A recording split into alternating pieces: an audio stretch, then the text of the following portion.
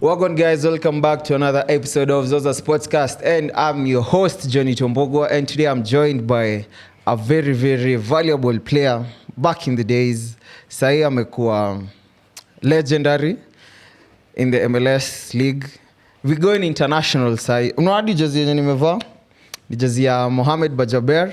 Thanks to Zuhum and Moha, thank you so much for the jersey. And today we are going uko US pali World Cup ilikuwa.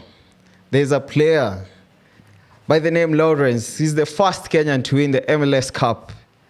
Imagine, tuna go international. Mambo ya local kidogo tunaacha. Recently tulikuwa na Alphonse Omija, ako based Tunisia. Sasa tunawaletea Lawrence, who has played in the MLS. Welcome Lawrence. Shukran man, thanks for having me. How are you? Nimetulia, nimepoa, everything is good. Niko home, niko Kenya, na enjoy. Oh, you umerudi for good ama unaenda no, muenda nikikam because familia wako hapa, you know. Okay. Vitu ziko hapa, so lazima niende, go try to do one or two, alafu nakuja najibamba kidogo. Okay.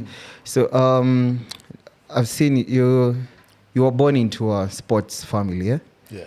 Volleyball to be specific. Yeah. My mother and Abuda, my mom and dad, both played for the national team. Yes. Yeah, volleyball back in the day. So my mom played for Kenya Pipeline, and my dad used to play for Kenya Posta back then, Telcom now. So yeah. But sports imekuwa. Hata mimi mwenyewe nilicheza. So ulianza na volleyball ndo kuja. Yeah, actually hata nikiwa when I was in the States kwa shule, I played both volleyball at the college level. But while you were young? Oh, when I was younger, I also played both. For some reason, like to hang out with my parents. Yeah. Because walikuwa young-ish. Yeah. So ningecheza nao kidogo up and that until I was 14, 15. That's where you focused on football. Yes. I mean, for me, football ilinibeba. It's like it was just a vessel ndio ilinitoa hapa Kenya back in 2000s. How did you know that I want to pursue football as a career, or you wanted to focus fully on football? So once, like I said, football ndio ilinitoa hapa Kenya. Back then tulikuwa tunacheza Mayor's team hapa City Stadium. This is early 2000, so maybe 2002. And then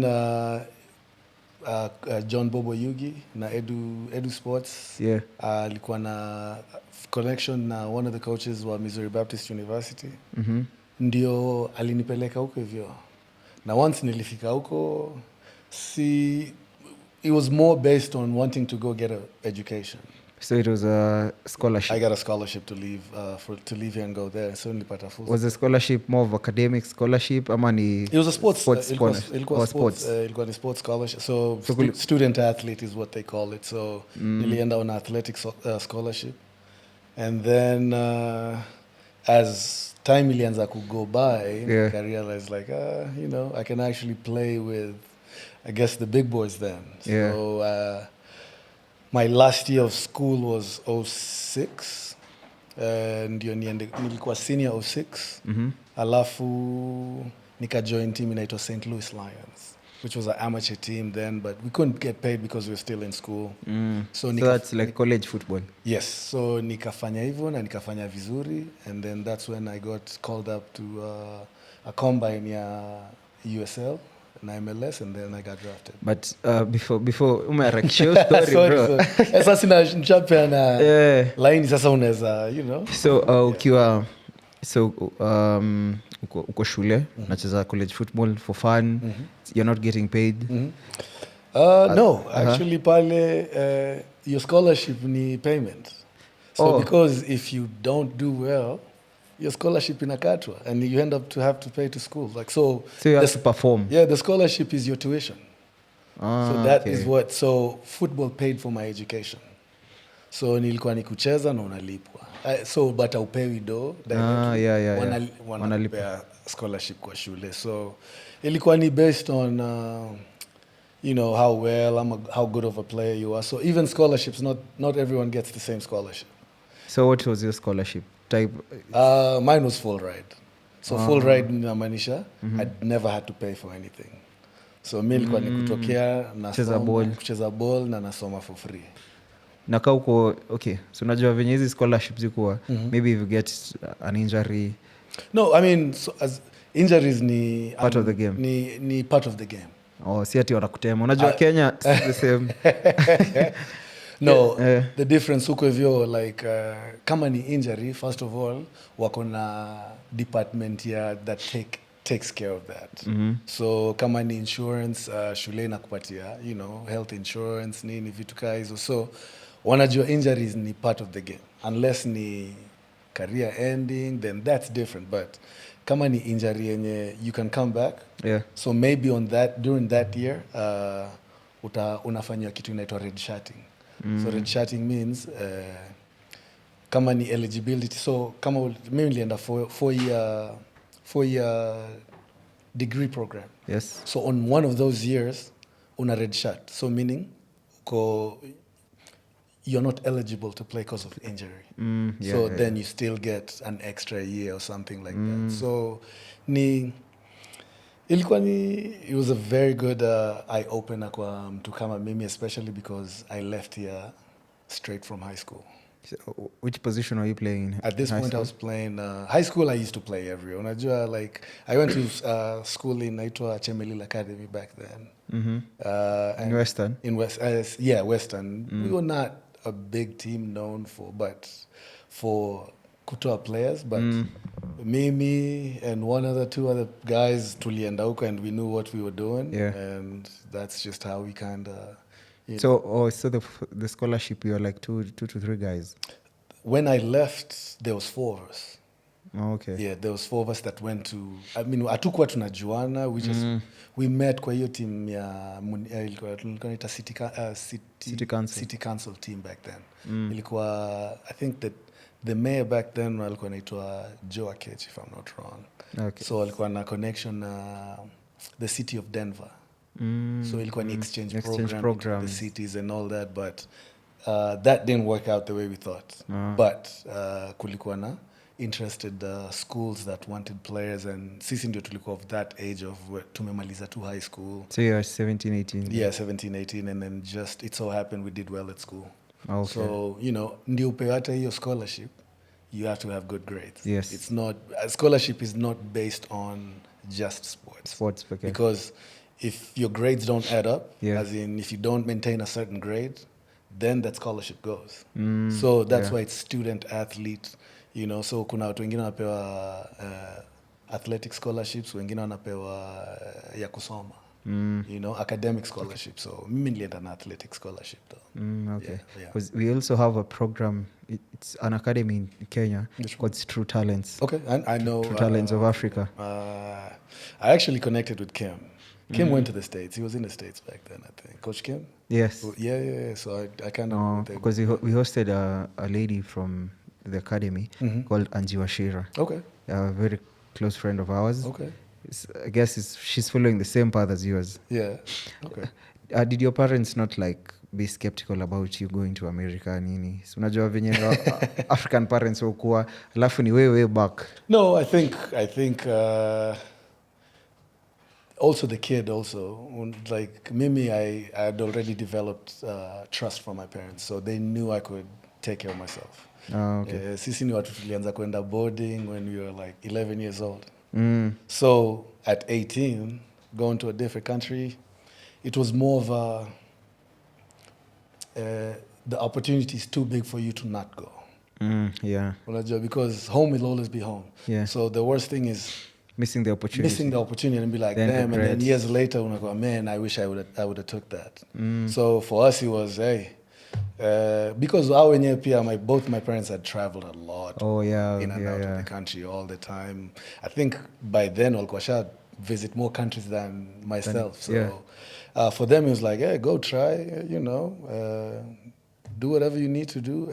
Do a home eco, but there's the world, the world is bigger than Nairobi. Yeah, So facts. go experience it. And I looked at it as an experience, and I took it and never looked back, man. So imekuwa tu hivyo. So let's go back to the college football. Mhm. Ukiwa college football sasa ndio ukadraftiwa for the lower leagues, a Yes. team in the lower leagues, yes? Yes. How does it happen? How does the transfer happen? Nikaa Kenya ama nikaa basketball ya US? System ya sports US is a little bit different. Uh-huh. You know, because kama vitu sai ndio kumeanza kuwa na, you know, transfer fees, but saizi ndio zimeanza kuwa mingi. Back then is most of the players walikuwa nakuwa drafted out of college. So just like the NBA. Yeah. Hiyo ndio ilikuwa system kitambo, like back when I was starting to play 06, 07, ilikuwa ni get a kid from college, you know, alafu anakuwa drafted into a team and then they do all that. So excuse me, mimi mwenyewe nilipitia through that one. Did that. I went to school, but I went to a very small school. Ilikuwa ni NAIA, so huko even universities kuna levels. Kuna NCAA, alafu kwa hapo NCAA kuna Division 1, 2, 3, alafu kuna NAIA, alafu kuna junior colleges. So mimi nilienda hiyo ya pili ya NAIA schools. So NCAA was, back then NCAA was more for the Americans because for one, school fees zao zilikuwa much higher. Yeah. Walikuwa na get what they deemed as the best talent for them. So, and it was more for the locals and all that. So, si tukaingia kwa hii ya NAIA, which actually back then was dominated by Kenyans. Like ukienda kwa standings za NAIA from, I say 2000 to about 2010, top 10 teams like every team had 2 or 3 Kenyans. So ilikuwa ni tukienda na show tunapata na Wakenya kaa hata 30. Yeah, man, like the amount of footballers out here wenye walitoka hapa Kenya wakaenda shule huko, there's so many. So ni same program as yours, most of them. Yeah. Like scholarships. Yeah, everybody, like most of everyone was on an athletic scholarship. So ilikuwa tunaweza ingia kwa grau hivi and I'm looking across, naona Chris Lusaka, naona Sepe Mulama, like hata Tom alikuwa huko, Tom Odhiambo. I know maybe some of you know, they're a little bit younger, but these were like big time players in Kenyan football back then. But the opportunity to go get education, nini ilikuwa na supersede whatever that was happening here. So, and wase wengi took that opportunity na wakaenda, na saizi lives zao zimechange forever. Like to change. Yeah. So ulika for at the lower leagues for how long? So nilijoin Timbers 07. Nikacheza 07, 08, 9, 10 ndio ilikuwa the transition into the MLS. So The Orlando one. Yeah, the one that I saw nilicheza. I played at Portland Timbers for 2 seasons, and then I went to Minnesota United for 1 season, and then Orlando for half a season, transitioning into, so the year yangu ya mwisho Orlando is what actually I'm missing a team. Austin FC ilikuwa hapo katikati. Portland, Minnesota, Austin, which was the same team that went to Orlando. Okay. And then after Orlando, then I transitioned to Sporting Kansas City, and that's when MLS started for me. Yeah.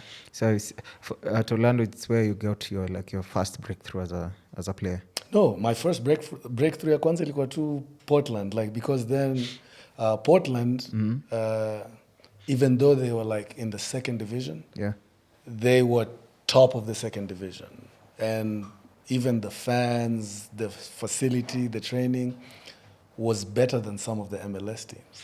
So Portland is like the league they were playing is like the championship, yes? Yes, and now Portland is in the MLS right now. So it was just like a transition moment for them. You know, wakajibuild to where they wanted to get, and then they moved up to the MLS. And 10 years later, I went back and played for them in the MLS. Yeah. Yeah. So after Portland, Minnesota and Austin were still in the championship. They're all in the championship. Their version. So your version ya champions ilikuwa inaitwa USL. So USL League One, and then it was USL and then MLS. So all those teams ambitions zao zilikuwa to get to the next level, and hizo teams zote tumemention saizi they're all in the MLS. So it was just a matter of time. Yeah. But one thing I do know ni when uko like the systems are so good, I'm so well informed that when they see a good player, it doesn't matter, they'll find you. They will find you. So it's the same as the European how they scout. Oh yeah. The only difference is like their scouting is not when they're that young. Now it is though. Now like 15, 20 years later, they start scouting young. But when I was joining them, all the best teenage players were playing at the NCAA level. And when I look back, like some of these NCAA schools are bigger than clubs. Like work on a bigger budgets than clubs. Yeah, kama like one of the stadiums zenye zimechezewa World Cup, Michigan, it actually belongs to a college. In a whole 100,000 people.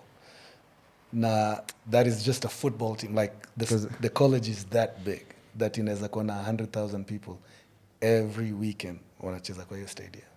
What? Yeah. So iko na revenue ingine crazy. Mbaya, like the coach of a big university might be earning more than an MLS coach. He's earning more than a MLS coach. When I make 6-7 million a year. Crazy. Which is stupid money. Back then at the college level. So let's transition to Kansas. Yes. First breakthrough in MLS was Kansas City. How's the level of football in the MLS? Did you feel it's kind of the same with the championship? No. So the thing for me is the teams that I played for in the USL team, the championship version, all had big salaries in comparison to some MLS teams. You know, some players were making more in the championship than. So I'm not to say my championship. Some players are going to make more in USL than MLS. So the times that we played, like the team, my last team, Lichezea Austin, which ended up going to Orlando. Out of 11 players, 9 went to MLS with that team. So that's how good of a team that hiyo team tulikuwa. We would play MLS teams and beat MLS teams. Like they had to bring their top players to maybe beat us. Like, and that is 1 or 2 players that game changers. Every team at Argentina wako na Messi who's their game changer. For them to beat a team like Austin or Orlando back then, they had to bring a game changer to who could take over a game. So, and that was the one player that maybe the budget a USL team could not afford. Yeah. So, but level of playing, at no point were we ever intimidated by MLS team. Nice. No, not back then, because now salary yao pia imekuwa kubwa zaidi.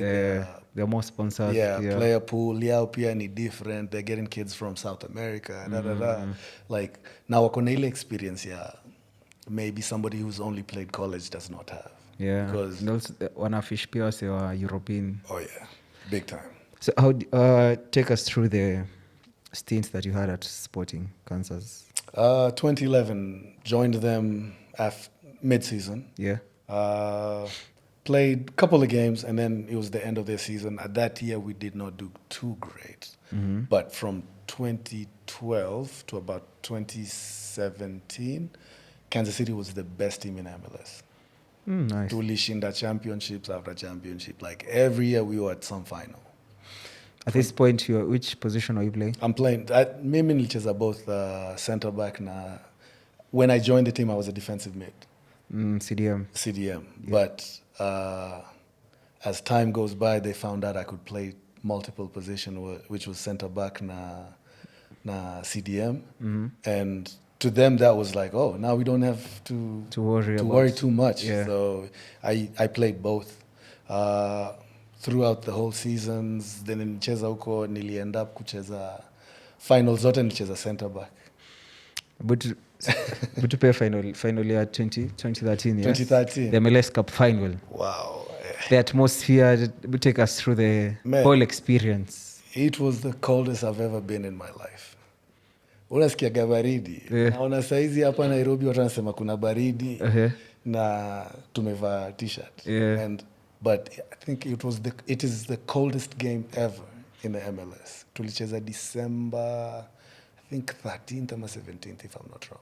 No, yes. Just before the Christmas. Just before it was so cold that some parts of the field were frozen. Like guys were slipping because of ice. Ice had formed on the field. But the game had to play. Go, yeah, so Tuli end up, Tuli tie 1-1 we were playing against Salt Lake. I cannot forget this day. But it so happened, so huko hivyo tuko na something we have that is called playoffs. So at the end of the season, a couple of teams, 8 teams get to go to the playoffs. So I got injured 1 month before the playoffs. No, 1 month before the final. So it was during the playoff run. So nikavunja a bone kwa goti, which at that point ilikuwa tu okay, let me say it was a fracture, ilikuwa ni crack. So I couldn't put weight on my knee for 1 month. So I missed first round, second round, nika miss semifinals hizo. So in a total of about 8 games nilicheza 1. The final. So, but on the final day I think I only had 1 practice. Na ukaanzishwa.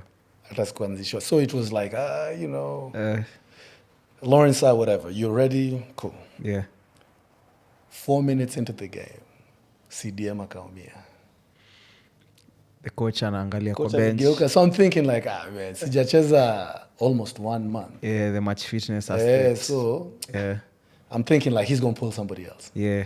He looks around, akaniambia, hey, Lawrence, get up.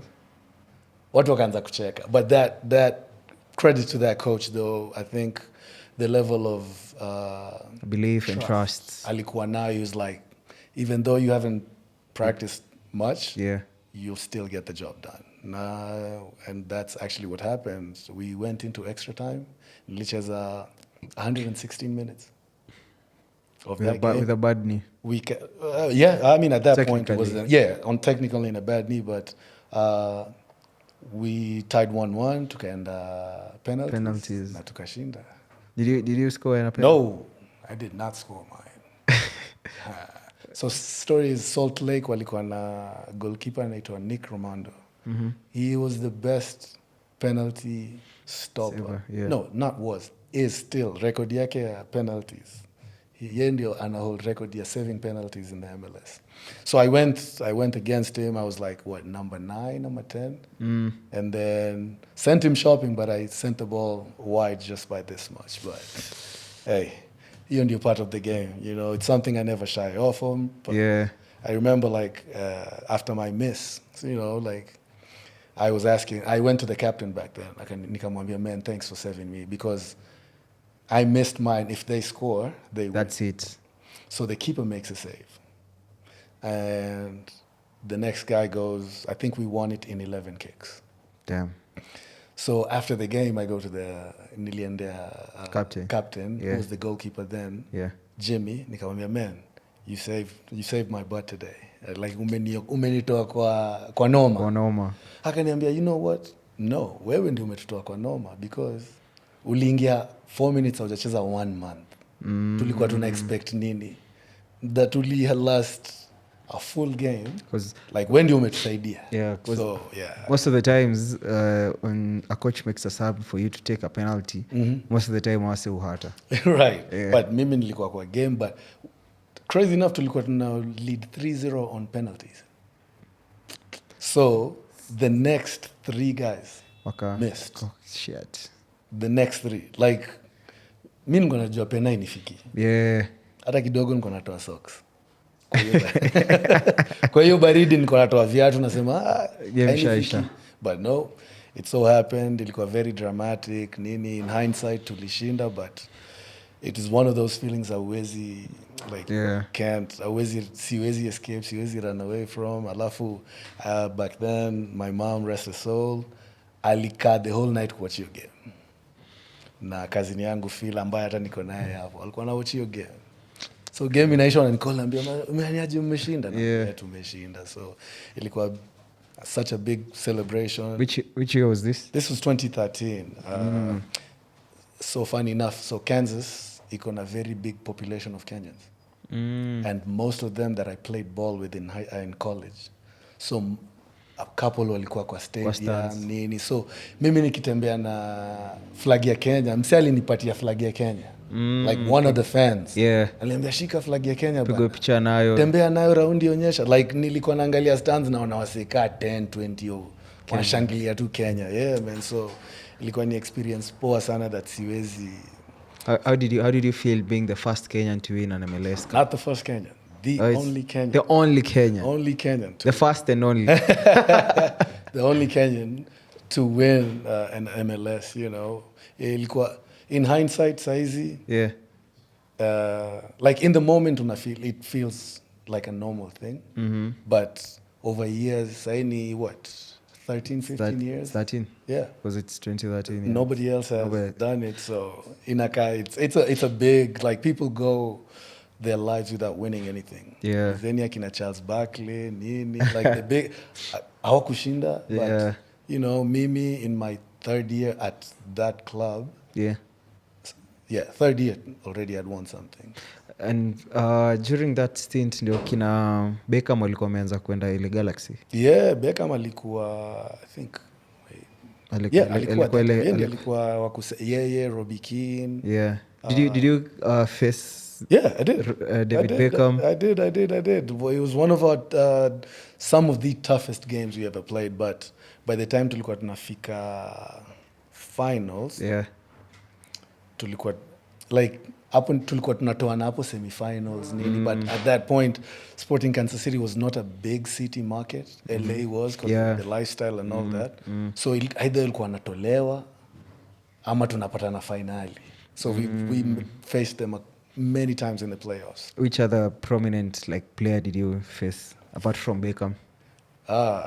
Man, itakanikana name drop lakini ziseme zote bro. Niseme zote? Yeah, ziseme. Off the back ni mwenye naweza kumbuka Robbie Keane. Yeah. Didier Drogba, Thierry Henry. By the Henry. David Villa, Frank Lampard. And Carlos Vela, did you play him? Carlos Vela. Yeah. Wait. Carlos Vela alicheza timu gani? Alicheza pia Galaxy at some point. Yes, nilicheza mse wa Mexico. Yes. Yeah, na brother yake. Au ni later. Yeah. Retire. No, not retire, like only like 1 or 2 years younger than me. So, yeah. So tulicheza nao itakambaya nikisahau watu wengine. Kaka alinicheza versus Kaka, alinicheza versus like hiyo as years zilikuwa zinaenda, those names got bigger and bigger and bigger. But nasahau nani. Kuna Mkenya, any Kenyan that you've ever faced? During my time, no. Like my first 8 years akukuwa na Mkenya. The only Kenyan that came was jina yake inanipotelea. He played for Seattle Sounders, but ni small stint too. Yeah, he was younger, and he was playing for their junior team. He had just been called up to their first team. So tulicheza naye hiyo, that was 2018.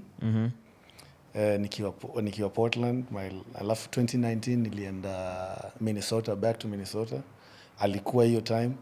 Alafu 2020 is when Victor Wanyama came to the MLS as I was leaving. Yeah. So, yeah. Playing with the like prominent players, the players who had played in the European League, ECL, kina Drogba, Kaka. Kuna msee unaweza sema as much as yes walikuja in their retirement years, kuna msemo mwenyewe unaweza sema lili boss hii game against maybe Kaka Kubos ni Drogba. ngumu.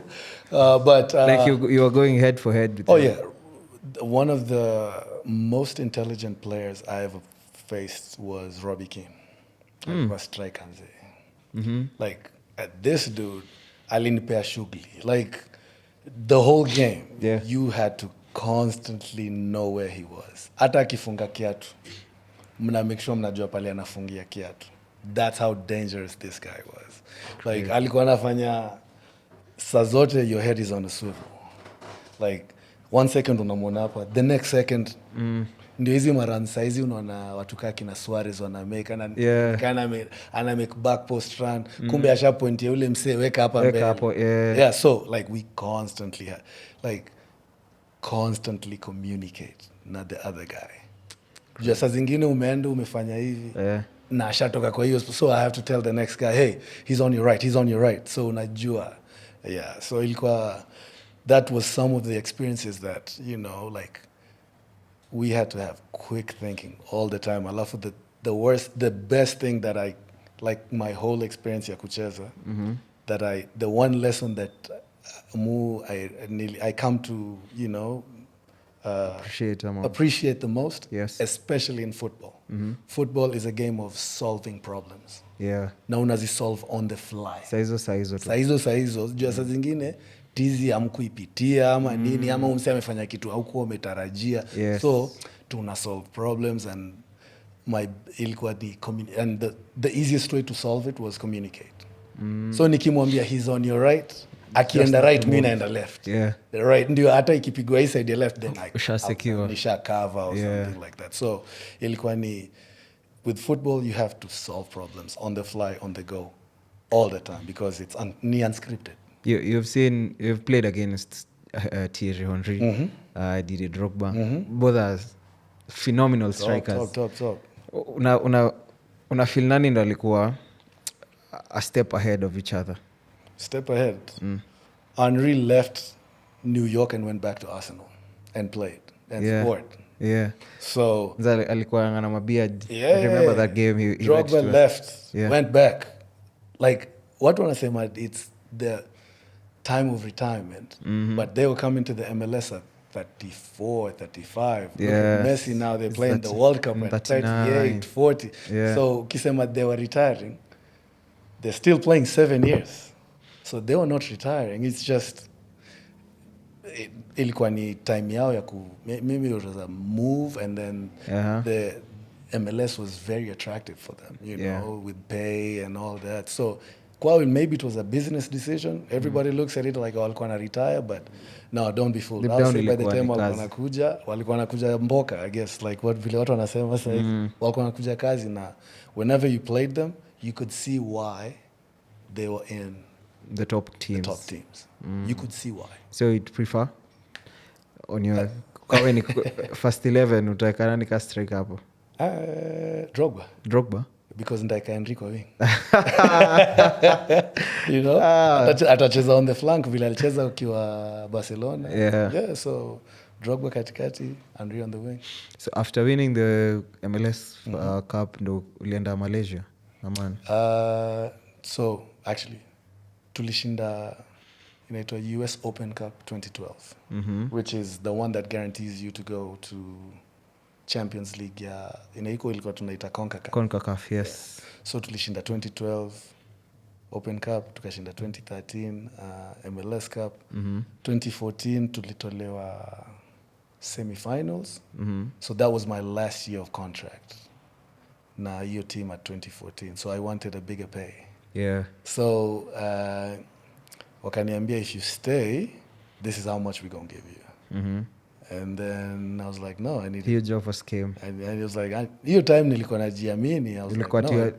At your prime years. I was like, I deserve more and I deserve better. And then it so happened that Malaysia offered more and better. And I was like, all right, I'm leaving.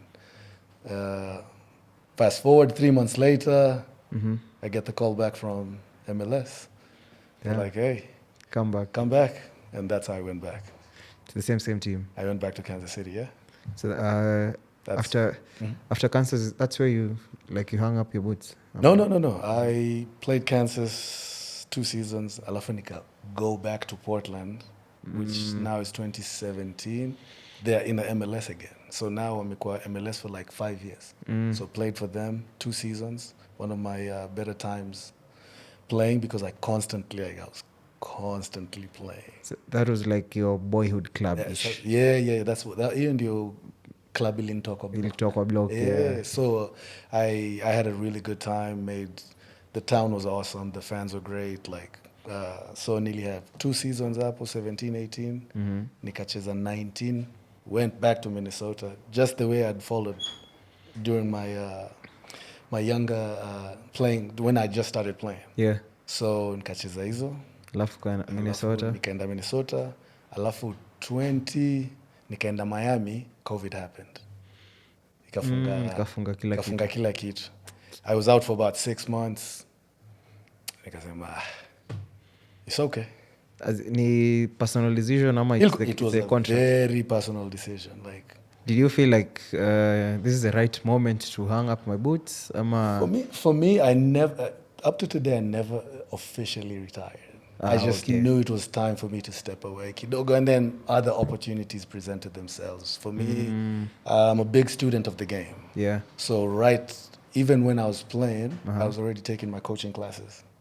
So during that COVID time when no one was going out and playing and doing all this,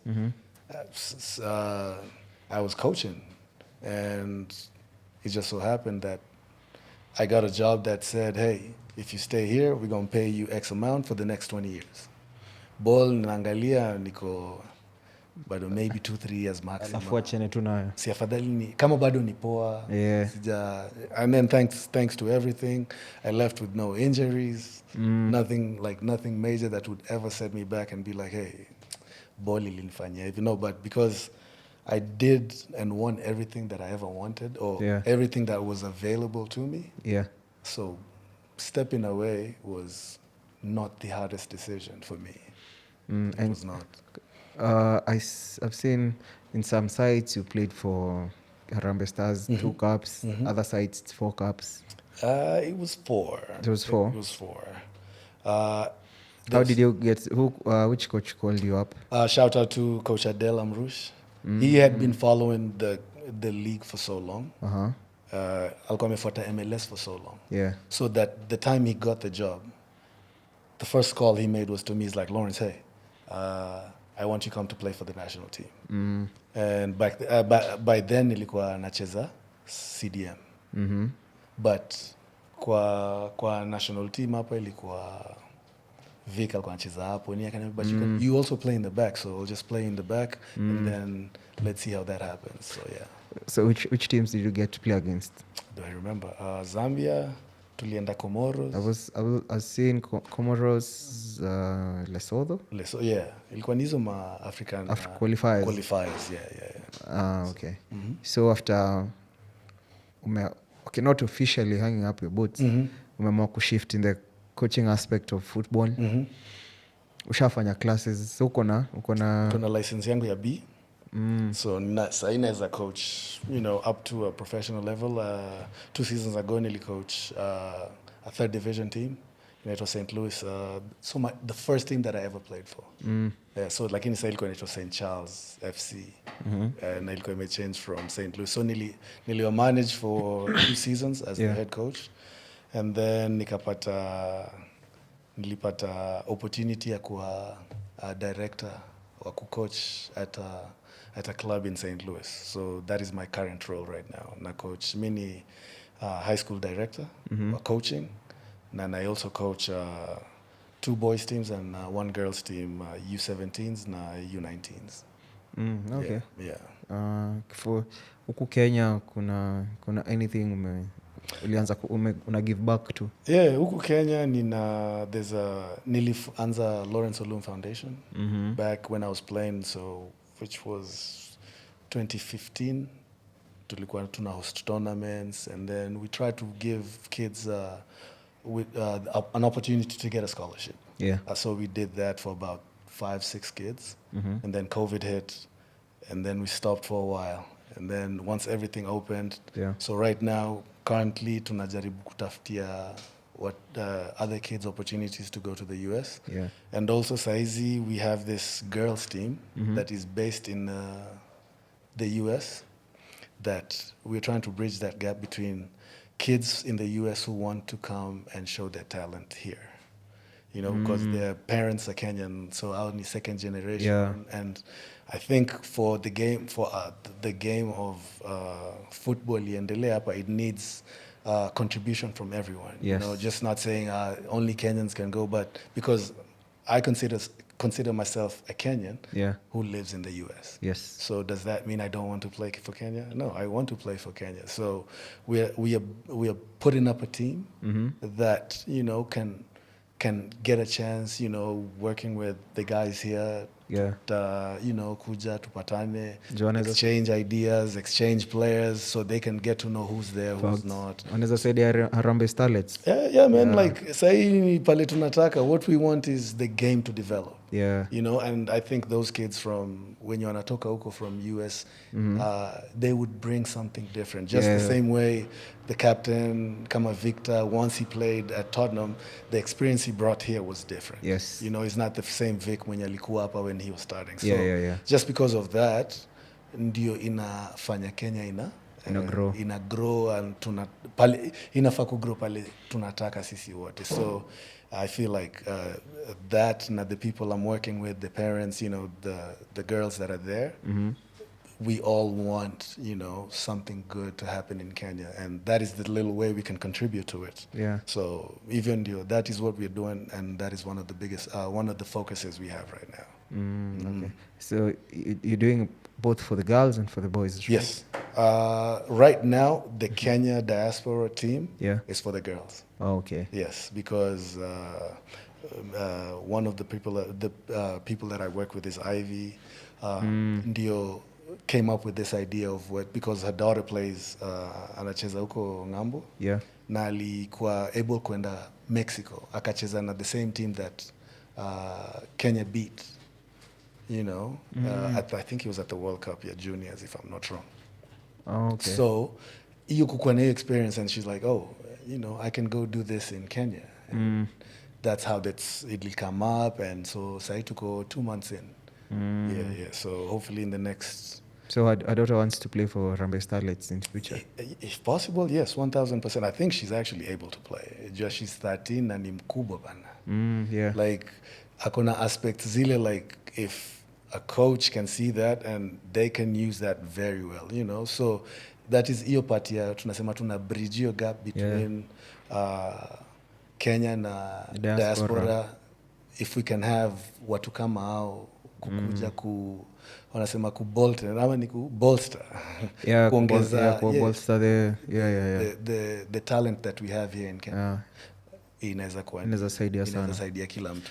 So now, right now we are moving to the AFCON. We are hosting AFCON Kenya, Uganda, Tanzania. Do you feel like the way Benny McCarthy is scouting the players from outside Europe, maybe MLS, and there are also local players who are being selected. Do you feel like having more players from outside will be better for us as Harambee Stars to compete at the highest level? I think one thing is we have to understand, like, a game, like, there's levels to the game. Yeah. So when you look at the Kenyan Premier League level, you know, I always make this observation. If you had a chance to be on the bench of Real Madrid, or be a starter at Gor Mahia, starter ni ule unaanza kila game, where would you forget pay? Where would you want to be? You'd opt for the Real one. Why? Everything, for the facilities, the training. Right? That's where you get better. Yeah. Got training. So imagine the players you're playing against. Yeah. When you come here, those players are not here. So what do you think your level is going to be? It's going to be higher. Not knocking off what the Kenyan Premier League is. It's just that sometimes those guys are better equipped. Okay. Right? Yeah, Ni job ya coach could bring the best from there and the best from here to work together. So that's hiyo ndio job I think ako nayo that ni ngumu because other countries wachezaji, their best players are playing in the EPL, you know, so they see them every weekend. But a player who's playing in the 3rd division in Oman, for example, ama anacheza 2nd division in Belgium, not every game is available, and the coach cannot go to see him every game. But he trusts that they're doing something good over there. So coach maybe ataenda muone 1 or 2 games. Like ataona kwa system yake atafitaje, because as we've seen this last World Cup, certain players were not on their national teams and everybody was going crazy, like why? But kama Spain, there was no Real Madrid player like that. Why? Maybe it just wasn't a fit. Or the system. Right. So hiyo ndio part ya coach ni ngumu. So I think Benny has a really, you know, tough decision to make. But that's why he's the head coach. Right? That it's a decision that he's trained, and that to me, I think he's the best person for the job at that moment right now, because yendi yako hapo.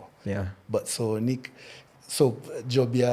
our job is like to make it easier for him in the sense that we put players or identify players that we think can help. Do you partner with the FKF Federation, or which agencies do you use to? No, so I played with the vice president. So, and you know, Mariga. So he's somebody I feel like if there's someone that I would want him to look at, to even just put an ear out.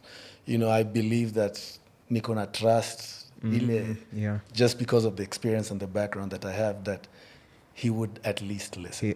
Or, you know, consider. So that is just a part of the game, you know. So as we end the show, maybe to that one person sitting at home dreaming to play in the MLS, or not even in the MLS, the European competition, unaweza mwambiaje pale ukifocus kwa ile kama? My one thing naweza sema is opportunity comes to those who are prepared. That is what it is. Ni opportunity, lazima ukwe, ndio upate opportunity, lazima ukwe prepared. Right? Mimi yangu ni for you to be a good player, you have to be at the right place, at the right time, and the right person to see you. Right? And that is the one thing we want to do as lovers of the game, is provide these opportunities to where this can happen. But uskufe moyo, keep grinding, you know, vitu zote, everything has a reason why it happens, and if you put in the work, something will happen. Maybe it might not be what you wanted, but you'll find if you are trying to play a game and you ran 10 miles every day, maybe you didn't play that, but you could run 9 without thinking. So every time unajipush, you always want to push yourself to the next one. Thanks for coming and honoring the invite, manze. Thank you very much. Umetusaidia sana. Kwa mafans pale nje watacheki kila kitu. Kuna time lilikuanga tukimalizia, kuna time lilikuwa nime apply for that scholarship, student athletes. Vitu hazikuenda venye zilikuwa zinafaa kuenda nini. Aspect pia wazazi focus wako ile ukienda huko unaweza enda na uende. Hizo sana. So kuna organize challenges. And since bado nilikuwa nimepata ACL nikicheza ligi za huko. So alikuwa skeptical, inaweza enda umie huko tena. Ukikaa huko ukiumia hatuwezi jua, unajua hizo kushuku tu. Naelewa. Back then your information was not readily available. But for now, mimi saizi I get so many random messages like what are you doing, like how are you doing this in the US, like kuna tournament kubwa sana huko ya Kenya inaitwa Toyoyo, like where everybody meets, students nini, so watu wana change my ideas, information, nyinyi mlifanyaje mkapita, mkafanyaje, so watu always wanna stay connect. So mimi mwenyewe I'm open to that. I respond to people directly kwa socials. Unaweza ambia socials social yangu ni Olum on everything. So ikwe Instagram, Facebook ni Olum ama Lawrence Olum utanipata. Nice. Yeah. Nimeshukuru sana. Shukran kunihave. Hiyo staff ya Toyoyo na nimekumbuka ile ya Jerry, ile camp Toyoyo. It's actually ni hivyo tu, it's the exact same thing, just ilitolewa from Jerry. Because wale watu walianzisha wote ni wa Jerry wako US. Yeah, so nice. Ndio ilikuwa some of the founders, ilianza around hapo 05 or 6. So mpaka saa hizi 20 years strong tunaendelea. Crazy. Thanks for coming, man. Shukran sana. Kwa mafans pale, continue following us. Subscribe to Zoza Podcast, Zoza Sportscast. Road to 30K. Imebamba sana. Tumekuwa na watu wa MLS. Finally. Hey, the only Kenyan. The only Kenyan, yeah. Right. Yeah. It's been an honor, manze. Thank you for having me. Appreciate you. Ambia wase kwa ile kamera, subscribe to Zoza. Hey, subscribe to Zoza Sportcast. Yes. Sportscast. Sportscast, yeah? Yeah. Shukran sana.